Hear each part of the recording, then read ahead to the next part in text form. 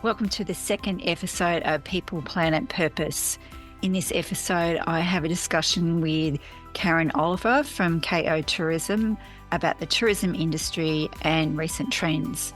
Hope you enjoy the episode.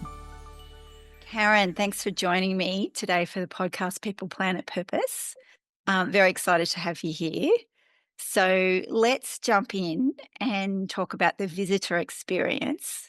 So as a tourism consultant, you would have lots of experience talking to people about visitors and how to enhance the overall, I suppose, approach to working with visitors. So what would be your top 3 tips? Oh, geez, put me on the spot first up.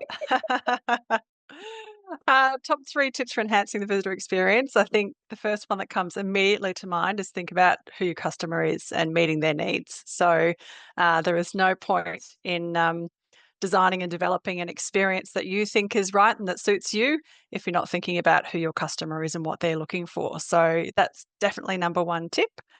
Then as far as a second tip, I think if you start there, it will set you up for success in any other decisions that you make around that experience. But one would be to sort of monitor and get feedback about what your experience is and refine and improve it over time. So what you think is going to work, it might work initially, but it might need to be adjusted over time based on what you observe and what customers tell you. So I suppose it's being flexible and adapting over time to what your customer needs and the feedback you get. So that would be number 2, being adaptive. Number 3, if you've got an idea for a new experience, do something about it. So a lot of people have ideas, but they don't translate them into action. So take action, a bit like your business where you had an idea about running tours.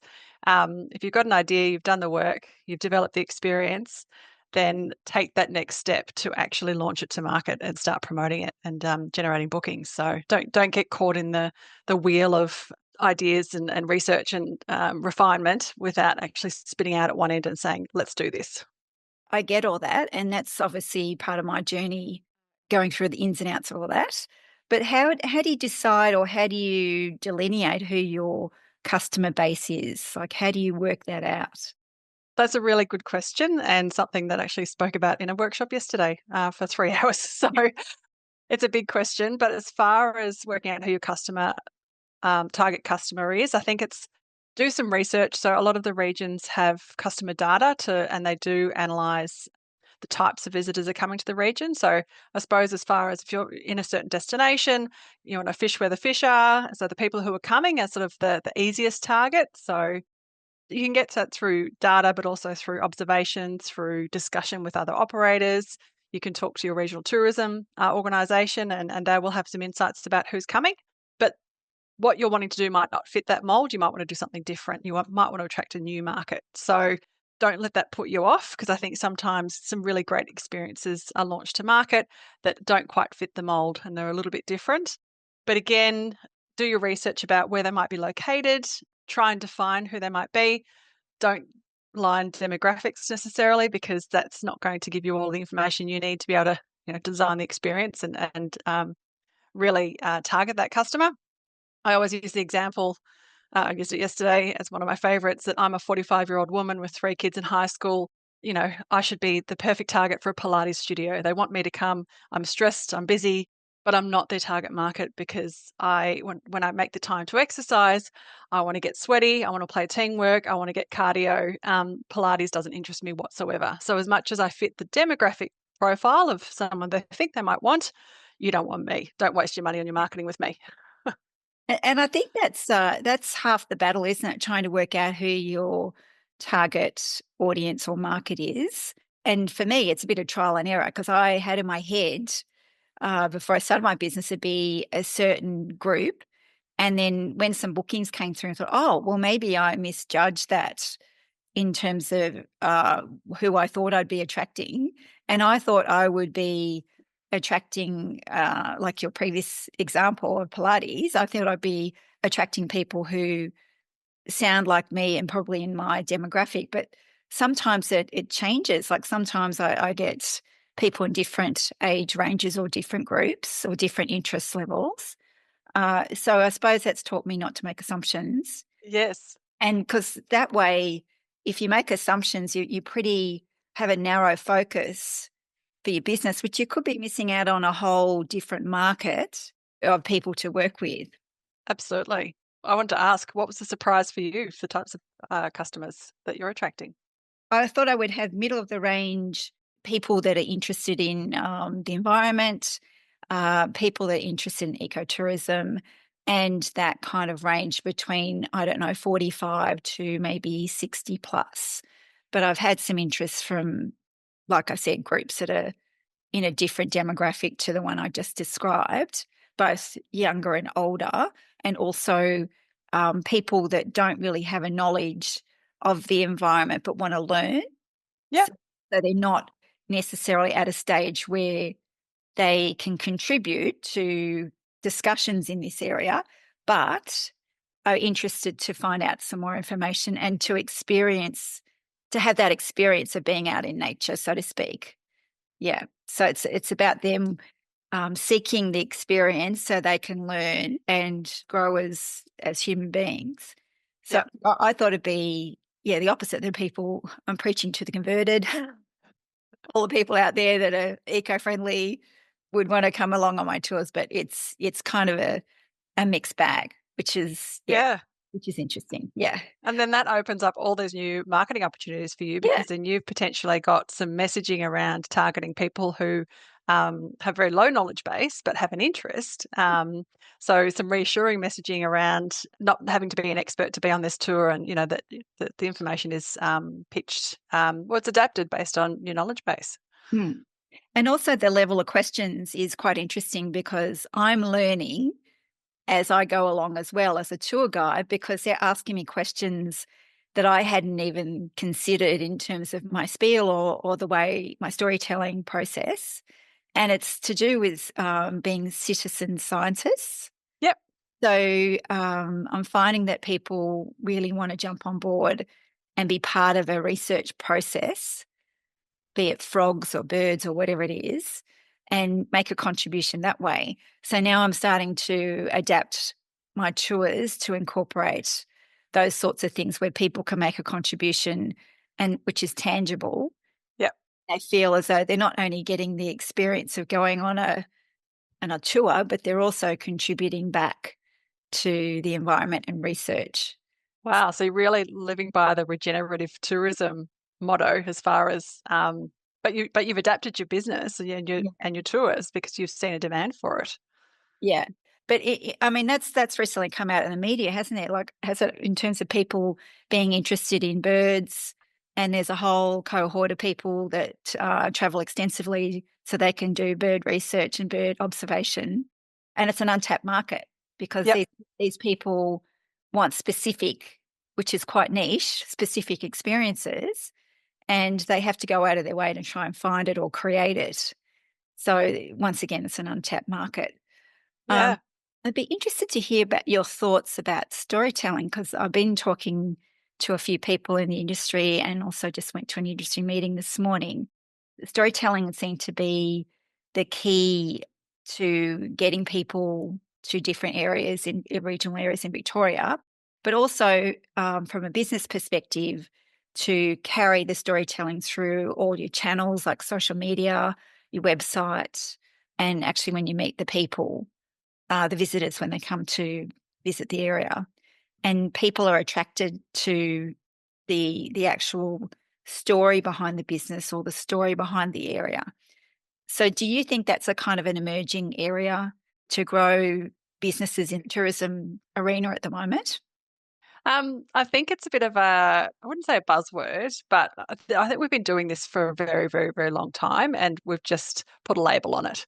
And they have been talking about storytelling at industry conferences and training courses and all sorts for the last couple of years. So it's not sort of a new phenomena. Um, So I think it's core to what you're doing, particularly for small regional businesses. What sets those types of businesses apart is their unique stories and is the people in the business, and it's the things that we really build a relationship and a like for some of these operators that we meet. We build, really authentic relationships with, the experiences. You're probably doing the same thing in your business. You're building those connections, but it's through your storytelling and your story that you are building that connection. I think people see through non-authentic, generic descriptions of tourism experiences. They really, I think, seek that authenticity in the communication style. Storytelling is not a new thing. I'm just thinking I do some work with some First Nations tourism businesses, and storytelling, it's all about the storytelling. It's, for thousands of years. So yeah, not new, extremely important, but we're talking about it now. We'll probably be talking about something else in a few years' time. Interesting. And so they're also saying in this industry meeting I went to today that there's two streams of tourists that are coming through at the moment. So there's a whole range of tourists that are staying in the Melbourne metro area and doing all those wonderful Melbourne things and not necessarily going out to the regions. So as a result of that, the regions in Victoria are finding new ways and innovative ways around that to attract people to the regions. Do you think that's kind of something that's being generated because of the current economic and political climate, or do you think that's just a stage we're going through and we'll move through it and something else will emerge or happen? Um, I feel like I've been around for a little while now, and dispersing people into regional areas has always been an issue. It's not new. The change that's happening is that the demographic in Melbourne is a lot more multicultural, and they don't have that multi-generation connection with the regions. They haven't sort of necessarily holidayed on the Murray River, over summer. They haven't spent time down at Lorne, or maybe they have, but so they don't have that nostalgia. I think with some of the regions that a lot of people who have multi-generation Australia still have those connections with lots of different places around, particularly Victoria in this case. So it's always challenging to develop a compelling proposition for someone in Melbourne to make the effort to travel out, and particularly destinations that are more than an hour to 2 hours out. The further out, the harder it is to convince them to stay because they need to stay overnight. Mm. Um, where you are, you've got the double-edged sword in that you've got the proximity to Melbourne, so that's not a barrier, but then the region really needs them to stay overnight to generate that economic return. So let's go back to your question. Regional dispersal, it's always an issue. I've done most of the work in my career in distant regions, so the Murray. I've done work in high country, done work in Gippsland, Grampians, and it's always tricky to get people out that far away. I think one observation I had raised with me relatively recently was a lot of the international people who are moving to Melbourne for a better life. And so they associate rural areas with poverty because from where they're coming from, particularly so the Indian market, when they're moving out from a rural area, they don't want to go back to a rural area necessarily when they go on holidays because they've moved to a city for a better life and they want that cosmopolitan, experience. Mm. The idea of going to somewhere that's, developing tourism sense, it doesn't have the full restaurants, the accommodation quality is not there. It's a bit mediocre. Like, why would they want to? It's different. Yeah, yeah. So, and I hadn't thought of that. It's like, oh, they're moving here for a better life, and that's where they come from. Yeah. Rural areas are not where you go on holidays. Yeah, that's very interesting. I hadn't even considered that. That's No, a very interesting point of view. it So, was a penny drop moment for me too. and I suppose that makes sense, doesn't it? Because they're comparing it to their previous experience of how living was conducted and how they're experiencing their living standard of living now. Yeah. Mm. In regards to your experiences of working and mentoring other tourism organisations, what are some of the growing areas that you're or emerging areas that you're noticing that some of the destination management organisations, what sort of tools are they using to attract people into different areas? The trend in those remote areas, a lot of them are looking at agritourism as a way of attracting people from metropolitan areas out to experience sort of country life. So that seems to be sort of on trend. I've seen programs in Queensland, New South Wales, South Australia, not so much in Victoria. So that's an interesting space. And can be great, particularly for people with young families who want to, have the kids have experience, with animals and see where their food's Mm. grown. Presents challenges at the farmer's end around meeting some of the biosecurity issues and a lot of regulation around what they can and can't do on farm, insurance cover, all sorts of things. So I think agritourism is great in theory for some segments, not everyone, but yeah, big barriers to overcome to get that going, which is why states like Queensland are investing in programs to support businesses to achieve that. Mm. And that's something I found in my local area when I tried to dip my toe into agritourism, and it's Yeah. it's it's been similar to what you described. There's been some biosecurity issues, insurance issues, also the peek behind the scenes type approach. Some businesses, because of the way they're run, that's a bit problematic as well. Yeah, because there's safety issues and a whole bunch of things to allow people to go behind the scenes. And they're So not family farms anymore, they're corporations. So they deal on a large scale, yes, mass produced. So they're not tourists on their farm. It's not potentially what they want. industrial. Yeah, Yeah, it is industrial. Yep. yeah, Yep. yeah. It's not that pretty. Uh, No, no. And there's big trucks everywhere. And yeah, no, they can't have people walking around looking at stuff. that's exactly right. Yeah, but Yeah.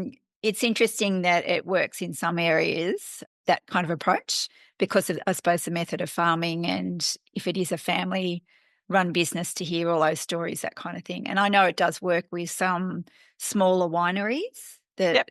that are not sort of on a large industrial scale, where it's a family led business and they can allow people to go behind the peek behind the curtain and have a look at the process involved. Yep.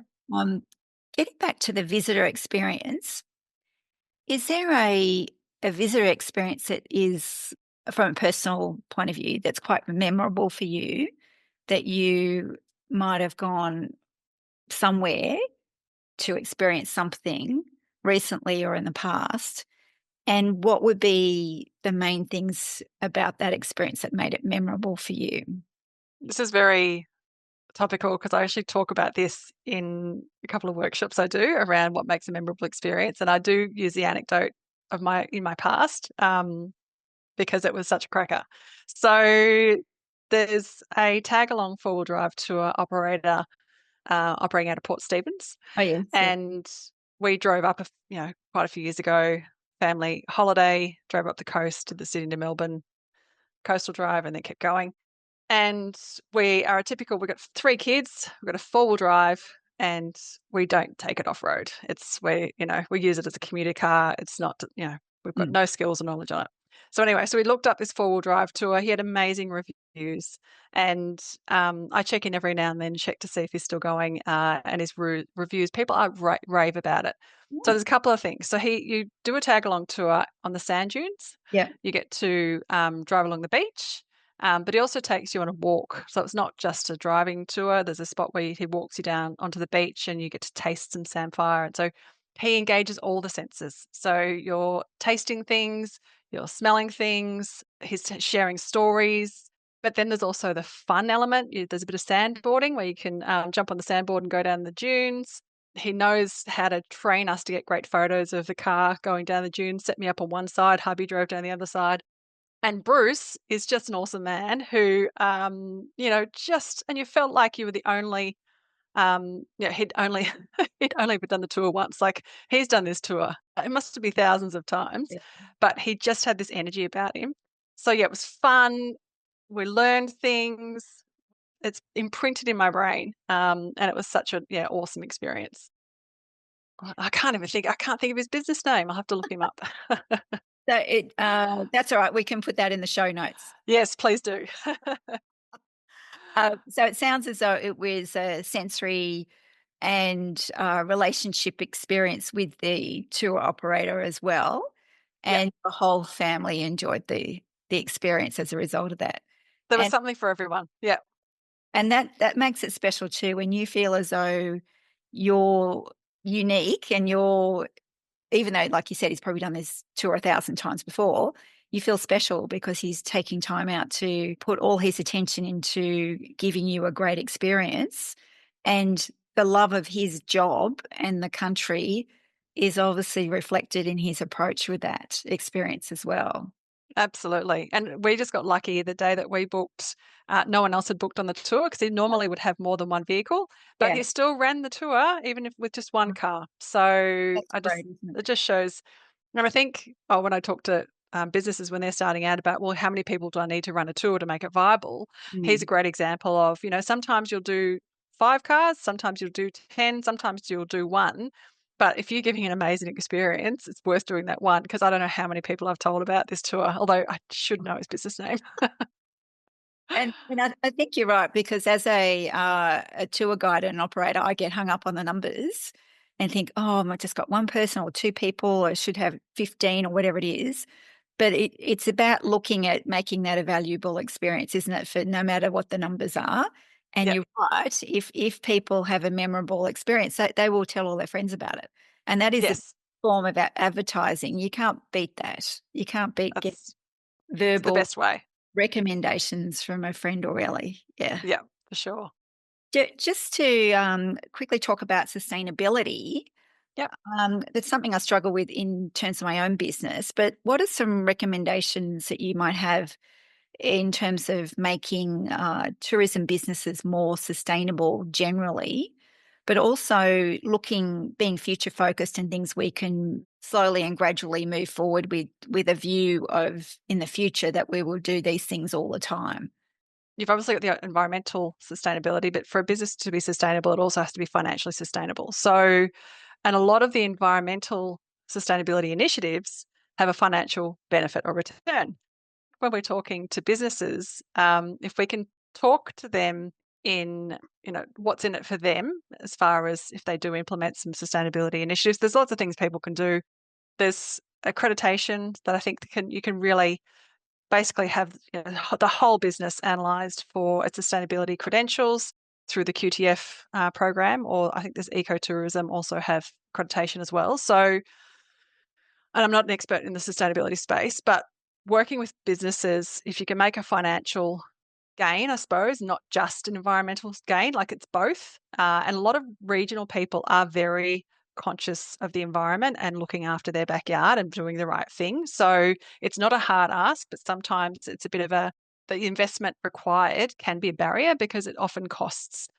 There has been over the years some awesome grants around to help businesses upgrade some of their facilities around, for example, what was it called? It was a motel upgrade program where people could put in more energy efficient air conditioners. And so there are grants around to help with the cost of doing sustainability within the business. So, yeah, not a hard discussion to have, but sometimes the financial investment is a barrier.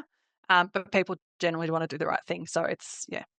But Mm, use the tools that are already out there to help you do assessments of the business and make sure that you are, there could be really great savings financially and environmentally that can be easily implemented.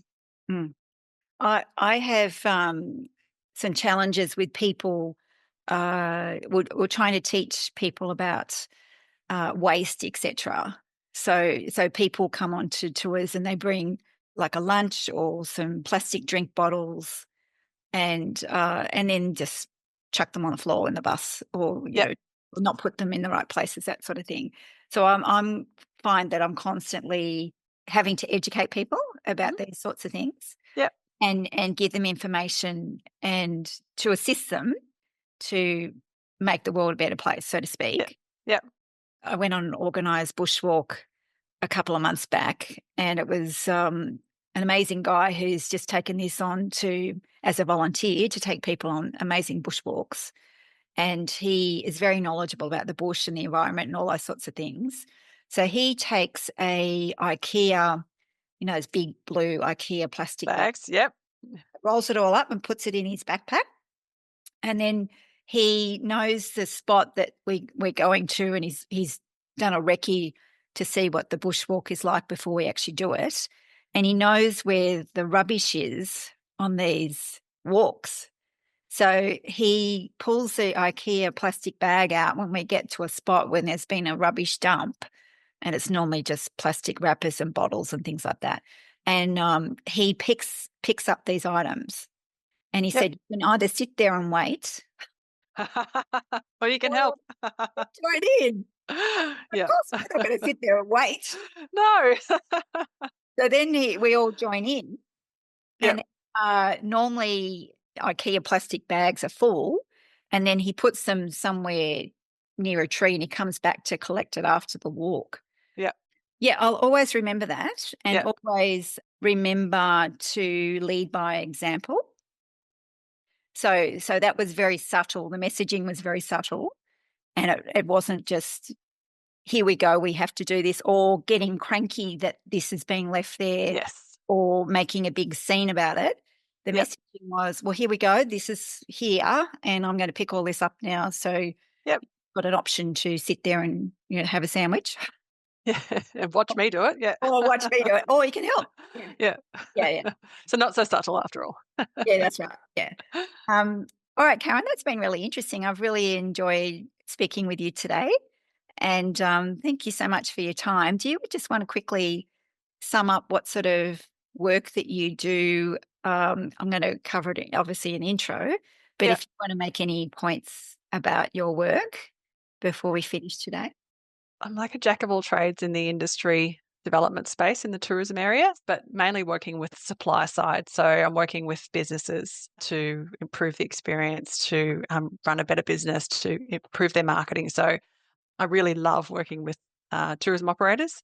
What I bring to the table is an external perspective, so I can come in and work with a business and just give them someone else to have a look at and with fresh eyes. And yeah, just help translate some of the research and insights into action at the business level. Mm, great. All Yeah. right. Well, thanks again for your time, Oh, and that's okay. see you tomorrow. Oh yes, I'll see you at the event tomorrow. Yeah. All right. I'll look Thanks. out for the red hair. That's right. Thanks very much. See ya. Hope you enjoyed the second episode of People, Planet, Purpose. I know Karen and I really enjoyed our discussion about the tourism industry. And did you note the lovely travel story from Karen? I'm definitely going to look these people up. So if you enjoyed the content, please like and subscribe, and I'll see you in the next episode.